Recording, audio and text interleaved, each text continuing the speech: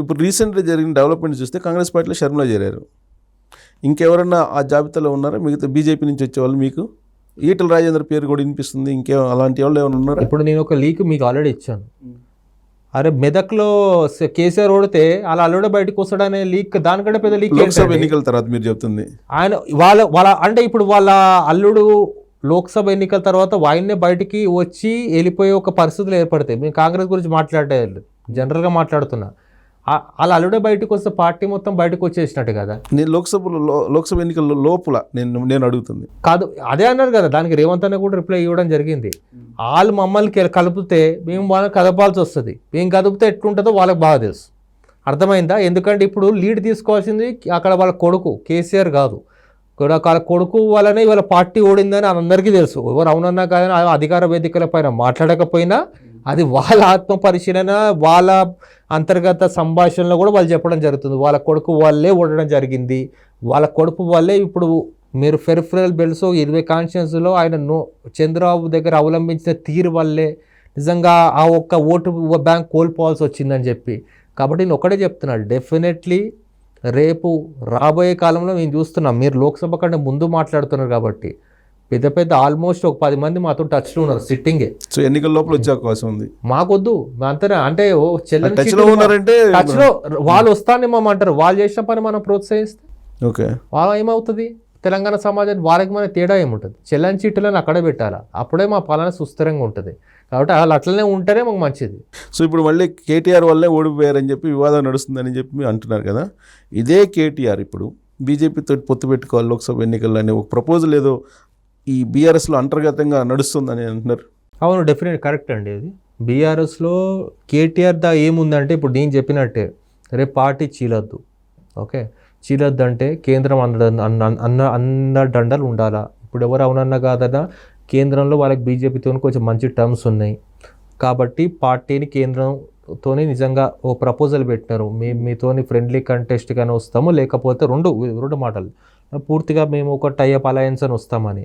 కానీ వాళ్ళ నుంచి ఏ స్పందన వచ్చిందో మనకు తెలియదు. కానీ అదే కానీ ఆయన చేసుకుంటే ఒక సెల్ఫ్ సూసైడ్ అవుతుంది. ఎందుకంటే వాళ్ళ ముఖం ఉన్నట్టు తెలంగాణ సమాజంలో ఇంతకన్నా ముఖం వాళ్ళని కాపాడిందంటే ఆ పార్టీది గ్రేటర్ హైదరాబాద్.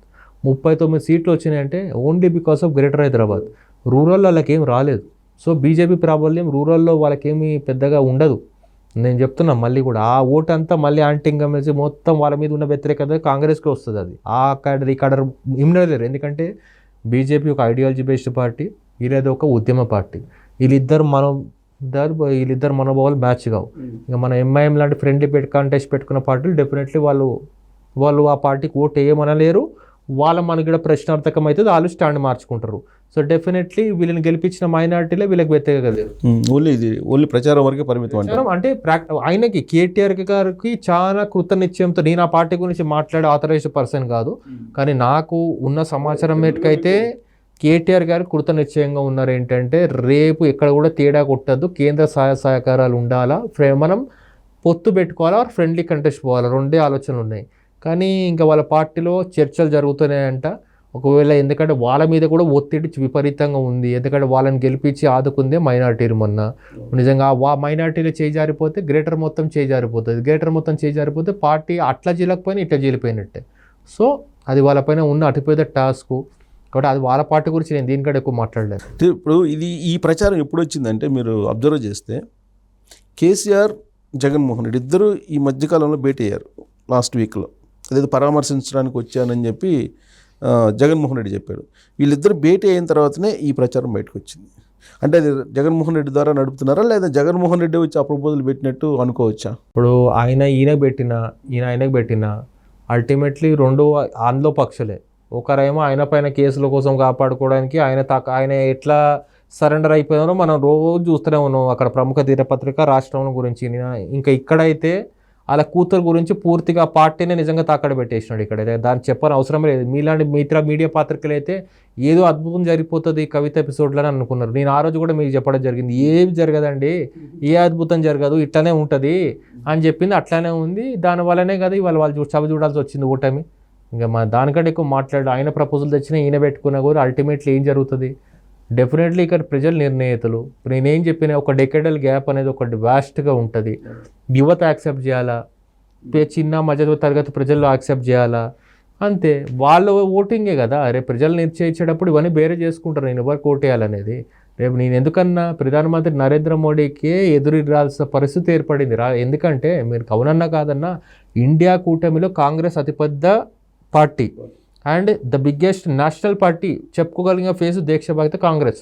అట్లాంటి మా కాంగ్రెస్ పార్టీనే నేను ఎవరు అవునన్నా కాదన్నా పట్టు విడుపులకి పోకుండా కొంచెం మేము లిబరల్గా ఎక్కడెక్కడ మేము గెలుస్తున్నామో ఆ సీట్లే చూస్ చేసుకుంటూ 500 + 542 నిజంగా పార్లమెంట్ సెగ్మెంట్స్ 543 పార్లమెంట్ దాంట్లో ఒక నామినేటెడ్ ఉంటుంది. 543 దాంట్లో నుంచి 250 సెగ్మెంట్స్ మాకు ఇచ్చినా చాలు మేము గెలిచే దగ్గర అనే ఒక ధోరణి ఇచ్చిపుచ్చుకునే ధోరణిలో మేము ముందుకెళ్తున్నాం. ఎందుకు ఏదైతే తెలంగాణ సమాజం ప్రజాస్వామ్యం కోరుకుంటుందో దేశవ్యాప్తంగా కూడా అదే కోరుకుంటుంది. ఎందుకంటే నరేంద్ర మోడీ అని కోటరిని కోరుకోరు. అల్టిమేట్లీ దేశ ప్రజలు కూడా సమైక్య స్ఫూర్తి ఉండాలా, నేను నా బాధలు చెప్పుకోవాలా, ప్రశ్నించాలా, కేంద్రం నుంచి నేను మళ్ళీ చూడాలి. ఎందుకంటే కాంగ్రెస్ ఉన్నప్పుడు సమాచార హక్కు చట్టం, విద్యా హక్కు చట్టం, రోజువారీ కూలీకి Mahatma Gandhi national rural employment guarantee scheme అని అట్లాంటి ఒక చట్టాలు వచ్చినాయి. ఇప్పుడు ఏం జరుగుతుంది? అంత ప్రైవేటైజేషన్. ఒక చట్టం చెప్పండి అండి, అంత ప్రైవేటైజేషన్, ప్రైవసీ కాపాడ్డ. అది నేషనల్ పాలిటిక్స్ నేషనల్ యాంగిల్లో చూద్దాం అది ఎలా అవుతుంది అనేది. బట్ జగన్మోహన్ రెడ్డి కేసీఆర్ ఇద్దరు కలిసిన తర్వాత జరిగినటువంటి రాజకీయ పరిణామాలను ఒకసారి మనం కనుక కొంచెం అంటే వాళ్ళిద్దరు ఏం మాట్లాడుకున్నారనేది ఇద్దరు చెప్పలేదు, ఊహించుకోవడం మనం. సో వాళ్ళు ఈ కాళేశ్వరం ఎంక్వైరీ చేస్తున్న సందర్భంగా వచ్చి మాట్లాడారు అనుకోవచ్చా, లేదంటే రాబోయేటువంటి లోక్సభ ఎన్నికల గురించి వాళ్ళిద్దరు మాట్లాడుకున్నట్టు 45 నిమిషాలు వాళ్ళిద్దరి మధ్య మాటలు జరిగినాయి. దీంట్లో దాచిపెట్టుకోవడానికి ఏముంటుంది, అనుకోవడానికి ఏముంటుంది అండి. Jagan is a middle man, వీళ్ళకి మధ్యలో మిడిల్ మ్యాన్. అవునన్నా కాదన్నా వాళ్ళ చెల్లె చెప్పింది ఆ విషయము, షర్మిల గారు చెప్పినారు.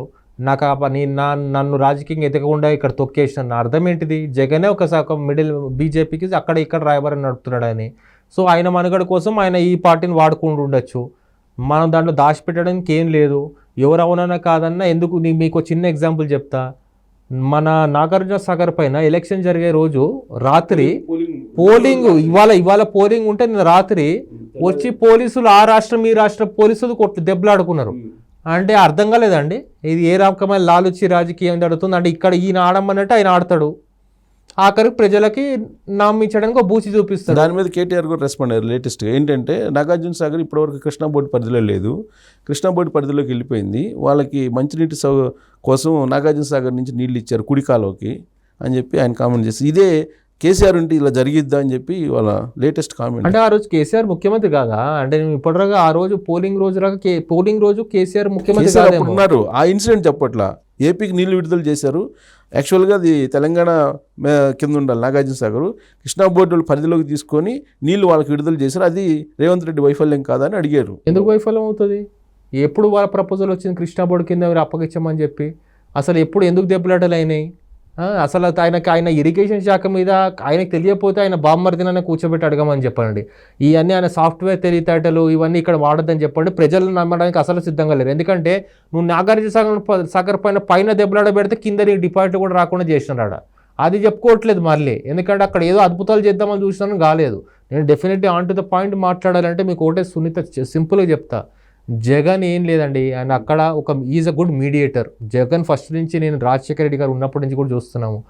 ఆయన వ్యక్తిగతంగా నాకేంటి ప్రయోజనం అంటే, ఆయనకి ఇక్కడ ప్రయోజనం ఏంటి? డెఫినెట్లీ ఇక్కడ ఉన్న పెరిఫరల్ ఓటర్స్ మీరు కూడా గమనిస్తారో లేదో, డైలీ అక్కడ వైఎస్ఆర్సీపీ టీడీపీ డైలీ అక్కడ దొంగోట్లున్నాయి దెబ్బలాడుతున్నాయి. ఎందుకు దెబ్బలాడుతున్నాయి అర్థం కాలేదు. అంటే ఇక్కడున్న ఓటర్స్ ఎవరైతే ఉన్నారో, ఇక్కడ ఉన్న స్థిరంగా ఎవరైతే తెలంగాణలో పనిచేసుకుంటున్నారో ఇలా ఓట్లు తొలగించాలని వైసీపీ డిమాండ్. దానికి ఇక్కడ ఉన్న ప్రతిపక్షం నిజంగా సహాయ సహకారాలు అవసరం. అది బయటే చెప్పకుండా ఇన్ని లీకులు ఇచ్చుకుంటున్నారు వాళ్ళు. ఆ దొంగోట్ల గురించి అలా చర్చ జరుగుతుంది. నేను మళ్ళీ చెప్తున్నానండి, వాడికి ఇక్కడ ఎందుకంటే ఇక్కడ ఉన్న వాళ్ళు మీరు ఈస్టర్న్ మీరు ఈస్ట్ రాజమండ్రి, గుంటూరు, రాయలసీమ అన్ని ప్రాంతాల్లో ఇక్కడే కాదు ఉండేది. ఆల్మోస్ట్ 15 లక్షల ఓట్లు 15 లక్షల ఓట్లు ఉన్నాయి.